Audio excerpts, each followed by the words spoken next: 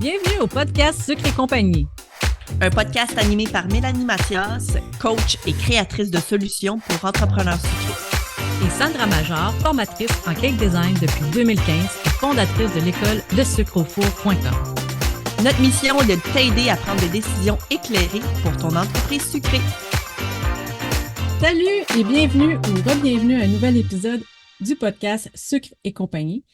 Aujourd'hui, je vais aborder dans cet épisode solo un sujet qui t'a peut-être déjà effleuré l'esprit si tu as un atelier à la maison. Donc, de savoir s'ouvrir ou non un pignon sur rue. Alors, je vais t'aider dans ta réflexion en te posant 9 questions que j'ai mis au point pour vraiment aller voir si c'est-tu fait pour toi ou c'est pas fait pour toi. Est-ce que c'est fait pour toi en ce moment, oui ou non? Comme je dis toujours, c'est jamais coulé dans le béton, fait que ça veut pas dire que t'es pas rendu là aujourd'hui, que tu seras jamais rendu. Mais si tu avais besoin de pistes d'exploration sur le sujet, je pense que vraiment l'épisode d'aujourd'hui va t'aider à ce niveau-là. Alors, plongeons dans le vif du sujet avec la première question qui est: quel est mon objectif à long terme pour moi et pour mon entreprise de pâtisserie? Alors, je veux que tu te projettes dans 5 ou 10 ans puis que tu te demandes à quoi tu veux que ton quotidien ressemble. Puis pour vrai, ça, c'est la question que moi, je me suis posée quand que j'avais mon pignon déjà sur rue, mais que j'avais un choix qui se montrait devant moi, puis c'était soit que je fermais le pignon sur rue ou soit je déménageais et j'agrandissais grandement mes locaux.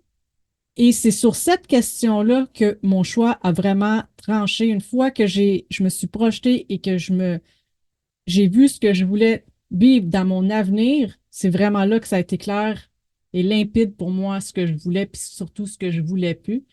Et le choix pour moi a été, je retourne à la maison.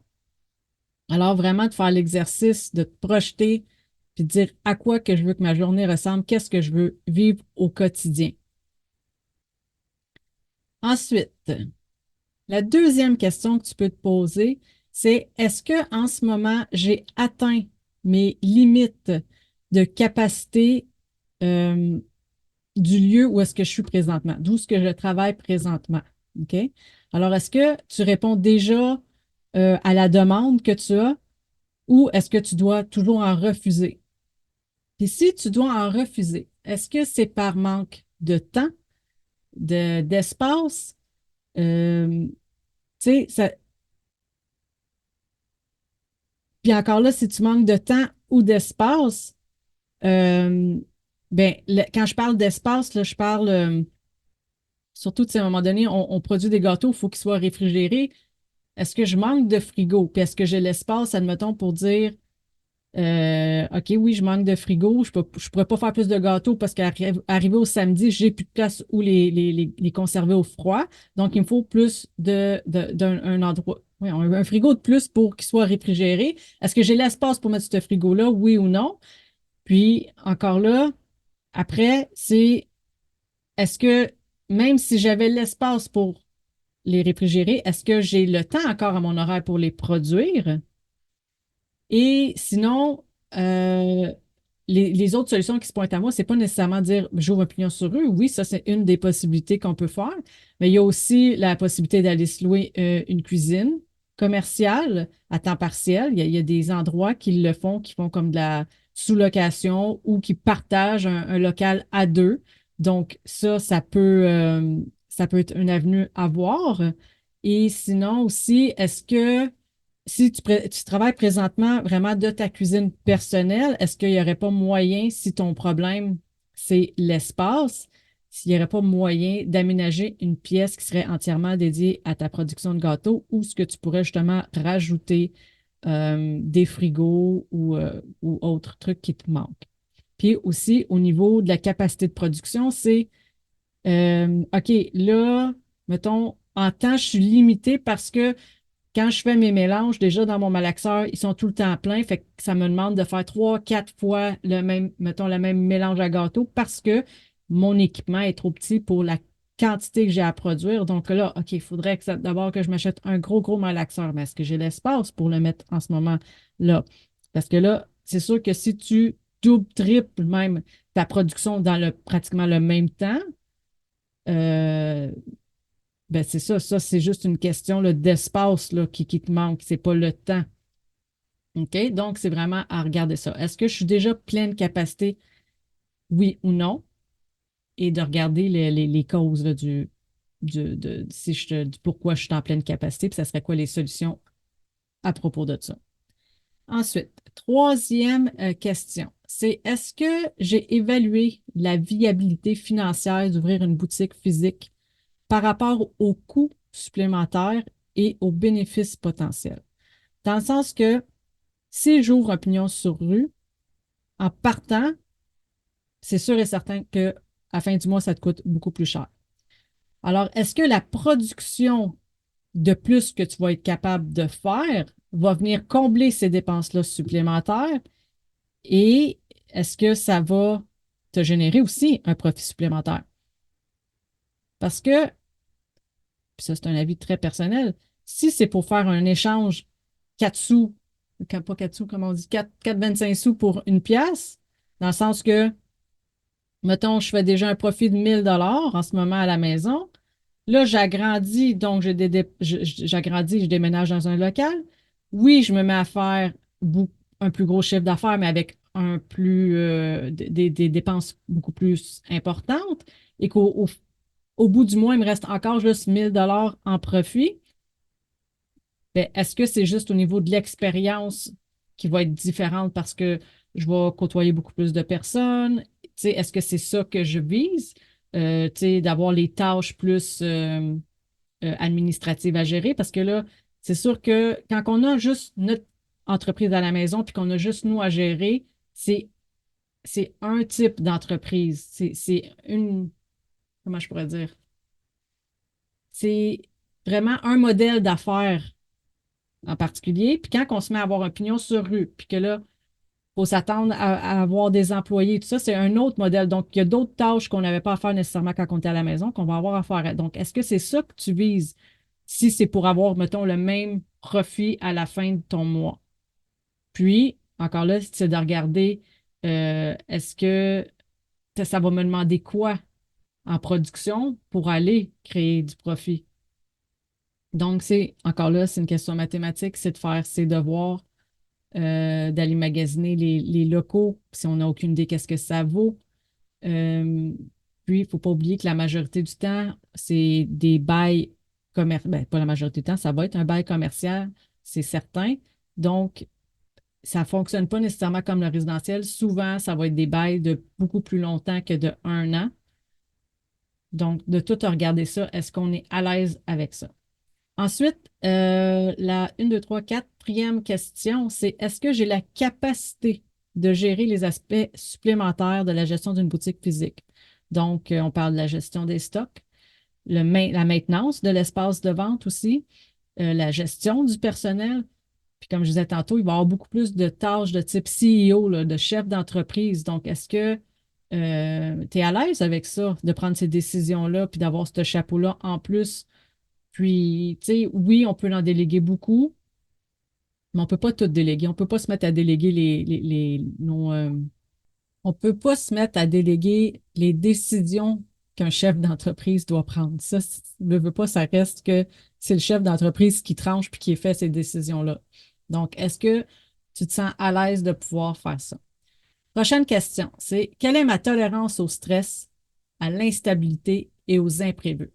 Parce que, veux pas, c'est des choses qui vont arriver dans une entreprise, encore plus quand on a un pignon sur rue, des imprévus, de l'instabilité financière, instabilité des clients, instabilité des employés, même des fois des situations qui pourraient arriver avec le locateur.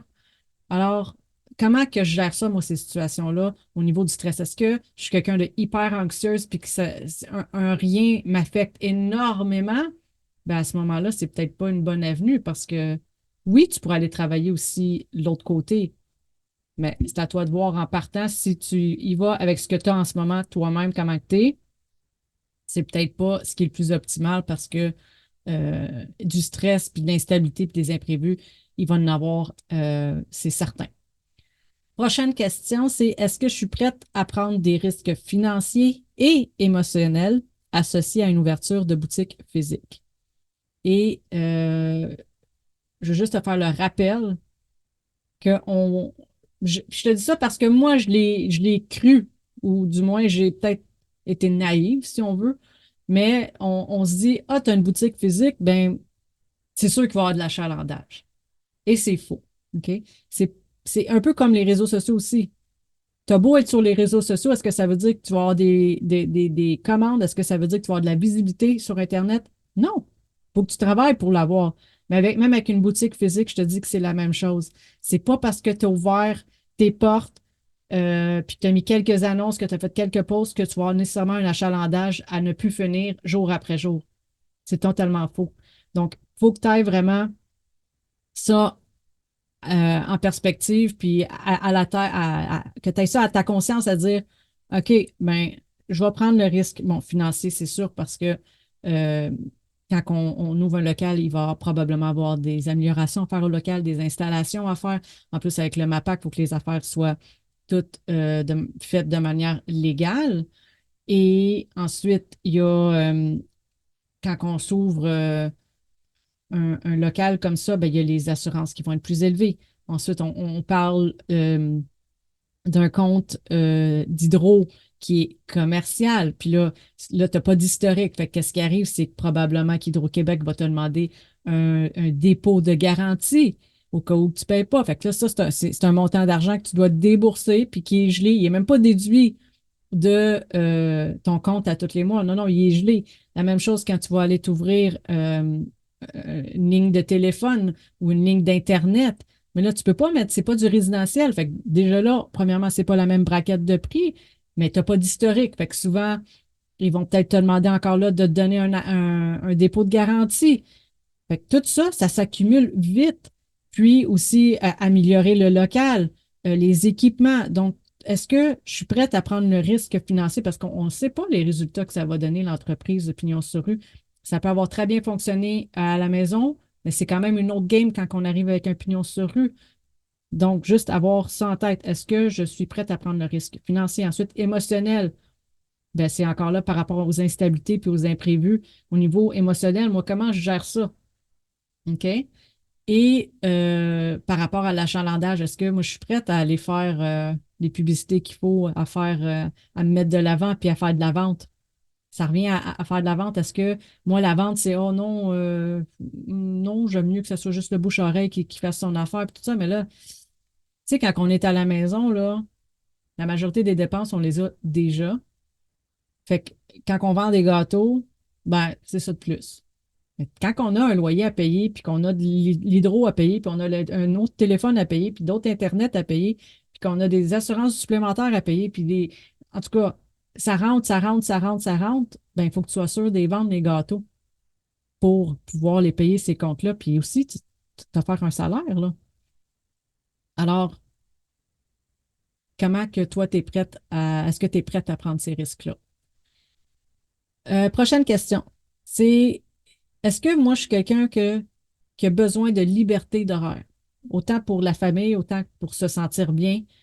Euh, comment que je gère ça, moi, l'horaire? Est-ce que j'ai vraiment besoin d'une liberté d'horaire? Puis là, je te dis ça encore parce que là, ça parle de moi, en fait. Parce que moi, je suis quelqu'un qui a besoin d'énormément de liberté d'horaire. Et quand je me suis retrouvée avec un pignon sur rue, qu'est-ce qui est arrivé? C'est que je me suis sentie comme une prisonnière parce que toutes les heures d'ouverture, je devais être là. Et oui, j'avais des employés. Au début, je ne pouvais pas ne pas être là parce que, bon, on démarre l'entreprise, puis les employés ne sont pas nécessairement formés comme nous à savoir tout, donc ils ne peuvent pas répondre aux clients comme nous. Ils ne sont pas à l'aise avec les systèmes. Mais moi, au début, je n'étais pas à l'aise avec les systèmes. Fait que c'est sûr qu'il y a une période de pardon, une période d'apprentissage pour tout le monde, mais n'empêche que la majorité de l'horaire, si tu as un employé, mettons, tu dis, OK, ben moi, le samedi, je ne travaille pas, c'est mon employé. Si un samedi, tu as juste un employé puis qu'elle ne rentre pas, c'est toi là, qui dois faire le chiffre du samedi. Là. Fait que, est-ce que tu vis bien avec ça, toi, un horaire? Puis est-ce que toutes les affaires qu'en ce moment, tu prends peut-être pour acquis le fait de dire, ah, ben là, j'ai pas de client qui s'en vient, mes gâteaux, tout est frais, mais j'irai faire un saut à l'épicerie. Quand tu as un pignon sur rue puis tu es tout seul dans ton local une journée, mettons, moi j'avais des employés des fois le soir ou la fin de semaine, mais dans le jour, c'était des étudiantes, donc elles allaient à l'école. Si j'avais besoin d'une pinte de lait parce que j'avais mal calculé mon affaire, il n'y avait aucun moyen pour moi de sortir du local, à moins que je mette un panneau, une pancarte de genre de retour dans 15 minutes, mais il faut que je mette la clé dans la porte puis il faut que j'aille. Tu comprends? Fait que il y a quand même des restrictions que quand on est à la maison, ben on s'en va. Il n'y a pas personne qui est supposé de se pointer là s'il n'y avait pas un rendez-vous. Puis, tu sais, juste, mettons, les autres tâches, de dire, ah, ben là, c'est comme je prends ma pause de dîner, ah, je pourrais aller partir une brassée de lavage, je pourrais aller faire ci, je pourrais aller faire des petites tâches comme ça, ici et là. Est-ce que c'est quelque chose que toi, tu apprécies vraiment de ton quotidien à dire, ah, ben là, moi, j'ai toutes ces petites minutes-là que dans la semaine, je peux le faire, puis donc, j'ai pas ça à la fin de semaine. Si tu n'es plus à la maison, dis-toi que ces choses-là, tu n'auras plus accès à les faire pendant que tu es au travail. Prochaine question, l'avant-dernière en fait, c'est suis-je prête à créer des produits un peu en dehors de mon créneau ou à faire des partenariats avec d'autres entreprises et de faire la gestion de toute cette logistique? Dans le sens que quand on a un pignon sur rue, à part si tu décides de vraiment avoir un atelier avec juste une prise les ramassages de commandes sur rendez-vous, mettons, peut-être des petits créneaux, là, vendredi, samedi. J'ai quelques noms que je sais qui fonctionnent comme ça. C'est vraiment juste un atelier de fabrication, mais ils n'ont pas vraiment de point de vente pour dire qu'ils doivent remplir les frigos puis qu'ils doivent avoir des produits prêts pour à tout moment dans la semaine. Ou je sais qu'il y en a qui, mettons, vont être ouverts quand même le mardi, mercredi, jeudi, mais qui ont des produits juste le jeudi, vendredi, samedi en- au comptoir. Mais quand même, c'est des produits qu'en temps normal, souvent quand on travaille de la maison, c'est des produits qu'on n'a pas à faire. Donc, est-ce que ça t'intéresse de faire ces types de produits-là, ou du moins, si toi, tu ne veux pas les faire, de faire des partenariats? Est-ce que tu as le goût de gérer des partenariats avec d'autres entreprises pour pouvoir offrir ça à ton client? Parce que ton client, si lui, il vient dans une pâtisserie, il va s'attendre à en avoir des pâtisseries, puis des cupcakes, puis des gâteaux. Puis il y en a beaucoup qui ne veulent pas nécessairement commander. Donc, est-ce que ça, c'est quelque chose qui te plaît? Est-ce que ça te tente de développer ça? Euh, Fait que c'est ça. Pose-toi la question. Est-ce que j'avais ça en tête ou vraiment, moi, ça serait au pire, si tu veux t'ouvrir un pognon sur rue, voyons, un pignon sur rue, mais d'y aller plus dans le type atelier avec heures très restreintes pour ramassage de commandes et aucun prêt-à-emporter. Sauf que là, encore là, il va falloir bien que tu calcules tes affaires puis que tu t'assures que chaque commande, parce que là, si on parle juste de commande et que ça sort, il n'y a aucun ajout, tu sais, les dépanneurs font leur argent, c'est pas avec l'essence qu'ils te vendent, là. C'est vraiment avec le paquet de gomme, puis la loterie, puis le paquet de cigarettes dans le temps. Là, on ne parle plus vraiment de ça, là, mais c'était vraiment avec ça qu'ils font leur argent. C'est quand tu rentrais euh, en dedans, payé, puis tu ajoutais des trucs à ta facture. Puis c'est pas pour rien qu'il y a encore des stations-service qui n'offrent pas le paiement à la pompe. C'est parce que il y a une drastique baisse de leurs revenus le moment où il y a eu le paiement à la pompe parce que le monde n'y rentre plus. Fait que ce qu'ils font, c'est qu'ils mettent le gaz puis ils s'en vont. Fait que ça a fait énormément baisser les profits de ces entreprises-là. C'est pas pour rien aussi qu'il y en a beaucoup qui ont fermé avec le temps. Et finalement, ma dernière question, c'est es-tu prête à faire des sorties de zone de confort? Es-tu prête à faire ça? Des sorties de zone de confort, OK? Demander à être accompagné, à être coaché, mentoré, demander du financement, apprendre à gérer des employés, apprendre à gérer le stock, apprendre à négocier avec ton locateur ou avec ton fournisseur. Es-tu prête à promouvoir ton entreprise plus, plus, plus, plus, plus? Es-tu prête à investir en formation, investir en publicité, investir dans les équipements? Es-tu prête à faire des sorties de zone? Fait que peu importe euh, c'est quoi ta zone de confort à toi? Es-tu prête à aller au-delà de ça pour faire prospérer ton entreprise? Si toi, tu dis non, moi, je suis quelqu'un qui aime juste ma zone de confort et tout ça, je te dis pas de pas le faire, mais les défis que tu vas rencontrer, ils vont être considérables. Parce que je connais aucun entrepreneur qui a eu une entreprise qui prospère sans jamais faire de sortie de zone de confort. Puis pour vrai, si ça existe, dites-moi lesquels parce que je serais vraiment curieuse. Puis, tu sais, à un moment donné, à force d'en faire des sorties de zone de confort, on devient quasiment un peu accro à ça. Fait qu'à la limite, même s'il y a un moment d'inconfort, c'est tellement suivi d'un confort parce que là, on vient confortable dans l'inconfortable. C'est très bizarre à la limite, mais c'est ça. Mais c'est juste certain par contre que si tu veux rien changer, mais d'après moi, si tu veux rien changer, l'idée de trouver un pignon sur rue t'a probablement pas traversé l'esprit point. Fait que je pense que je vais juste pas besoin d'élaborer plus là-dessus. Juste, demande-toi, est-ce que tu es prête à faire des sorties de zone de confort? Est-ce que les choses qui me font peur en ce moment, ben, je serais capable de passer au travers, puis tu sais, que j'ai le courage de le faire. Alors, pour conclure, comme je dis toujours, rien n'est jamais coulé dans le béton. Si avec tu t'es posé des questions, puis peu importe les réponses qui te sont sorties, tu te dis, ouais, mais moi, tu sais, comme si tout me dit que non, mais mes tripes me disent que oui, ben de un, suis-les, tes tripes, là. Habituellement, nos tripes nous trompent rarement. Puis au pire, tu vas t'adapter, puis que tu vas apprendre, puis, tu sais, je veux dire, je l'ai faite, puis je suis revenu on va dire, revenu en arrière. C'est pas vraiment revenir en arrière parce que j'ai continué de grandir là-dedans, puis cette expérience-là m'a fait grandir, mais tu sais, c'est jamais coulé dans le béton en voulant dire, si aujourd'hui tu prends la décision, oui, j'ouvre mon pignon sur rue, ben, peut-être pas demain matin que tu peux changer d'idée. Quoique oui, tout est faisable, OK? Il n'y a rien, puis rien qui est coulé dans le béton. Puis même quand c'est pété dans le béton, il y a manière de le péter, le béton. C'est juste de regarder vraiment. Je pense que ça revient à la première question pour vrai. Qu'est-ce que je voudrais avoir? Comment je veux vivre mon quotidien dans les prochaines années? Puis d'y aller avec ça, ce qui s'aligne avec ça. Puis pour le reste, il y a moi qui ai déjà changé d'idée. J'en connais plein qui ont changé d'idée. Puis c'est correct aussi. Puis il y en a au début qui vont me dire oh, pauvre toi, ou nanana. Puis là, je suis comme non, pas pour moi. Moi, c'est ce que je veux.